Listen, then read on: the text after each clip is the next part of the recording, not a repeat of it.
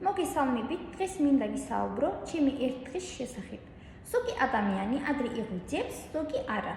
იმიტომ რომ ზოგი ადამიანის სამშაო ადრე იწყება, ზოგის არა. მე სტუდენტი ვარ და დილით 6 საათი ვიღვიძებ. მერე ხელფირს ვიბამს. დიკბილებს ვიხერხავ. 7:30-ზე ჩაის ვისვამ, ფურს ვუჭამ.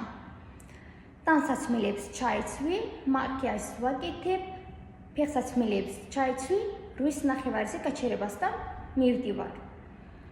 ჩემი ლექცია იწყება 9 საათზე.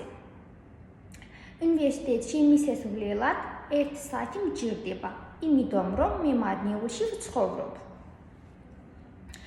დღეში ხან 4 ლექცია მაქვს, ხან 2. 2 საათის მერე 20 წუთიანი შესვენება იყო. შესვენებაზე მსუბუქად ვჭამ, ჩაის ვსვამ. გაკვეთილების დასრულების შემდეგ ჩვენი უნივერსიტეტის ახლოს მიზურის პარკთან კარგ ვატარებ მეგობრებთან ერთად. და შემდეგ მეტროთი სახლში მივდივარ.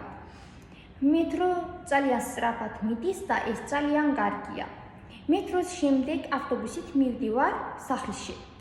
სახლში მისასვლელად მე პირველად ვსადილობ და გაკვეთილებს ვწერ. გაკვეთილებს ვწერს შემდეგ ოჯახთან ერთად დრო გავატაროთ. მაგალითად ჩაის ვსვამს და 12 საათზე ვიწინებ. საბოლოოდ მინდა ვთქვა, ჩემი დრო ყირებულია, მადლობა ყურადღებისთვის.